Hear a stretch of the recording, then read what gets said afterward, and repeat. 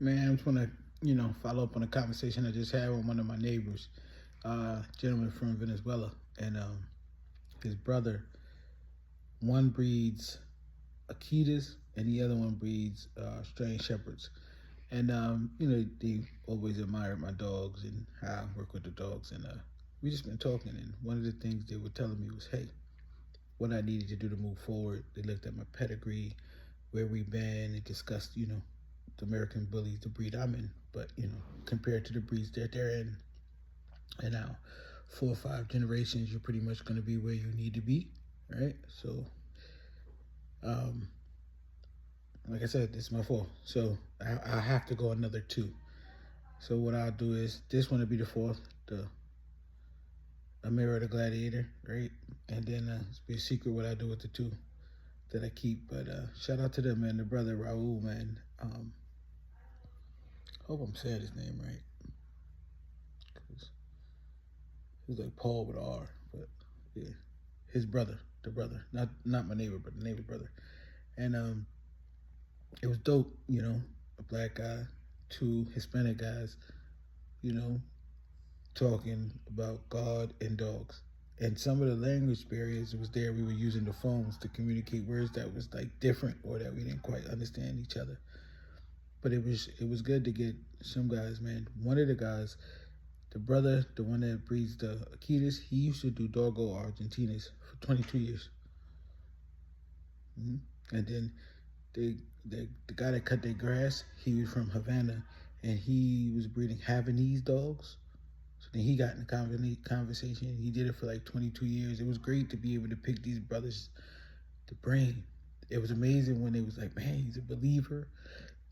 Because a lot of times, the two communities, it's hard for the males to interact, but because of the dog, it was able, right? But it was dope because, I'm all for learning, right?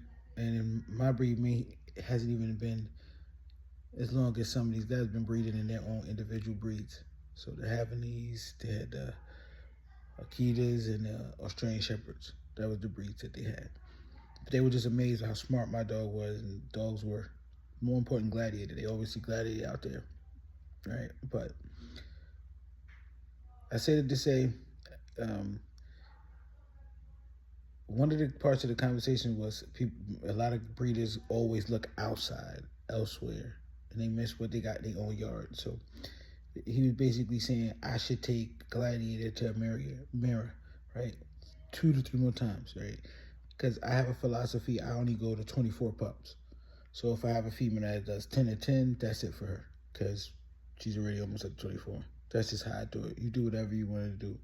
So I tend to breed a dog 2 to 3 times max. I never bred a dog 3 times. So that doesn't mean if they had like eight, I wouldn't do it a third time. But so you basically saying to continue to build the foundation and for your buyers and for your breed, you breed her specifically to Gladiator. That's it. She won't breed to nobody else. And you put a large supply of that out. Then as your next generation goes, you do the same thing. Then your buyers have a community of dogs that they can actually breed to so that people aren't all having to start again. Basically what they were saying about this community seems like people buy a dog and they have to start again, where you get a dog in other breeds, right? And it's already there. So for me, it'll be this round, right, of Gladiator and Amira. Then I'll go another round of that 2 3 times. So and then that'll be it. So like I told you, 2 to 3 more breedings, but how I'm doing it is tweaking. So it's an update on the yard. Um, Today makes 5 weeks. I don't know if you guys saw the video. This girl's big. Um, I'm excited. Like I said, I'll be keeping a boy and a girl. Um, One of my buddies, James, he's gonna get a girl. So as of right now, that's where it's at. So everything else would be one band, 1K, however you want to look at it. First come available, of course. I won't be holding anything without any type of deposit, anything like that. But I'm looking forward to this one, man. Like I said, everybody knows I don't breed every year. So for me, sometimes it's almost it'll be a year, and then I'll do another one a year, then it'll be another few years. That's my thing, because I double up. So I'll breed back to back, and then that female's done. So then the next one has to be developed.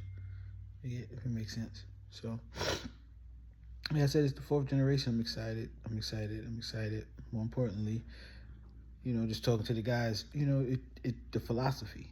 We should be all promoting dogs that are already there, pushing dogs that are already there. But we know it's all developed. Every breed is developed, goes through a developmental stage and a prospering stage and a sustaining stage and then a rebuilding stage and then a rejuvenating stage. It's all part of the process. American Bully's no different. So shout out to all American Bully breeders. Shout out to the ABKC. Shout out to all the other registries, right? Shout out to everybody that's just doing their best with their dogs, all right? Till next time, that's just our update. Puppies are due June 26th.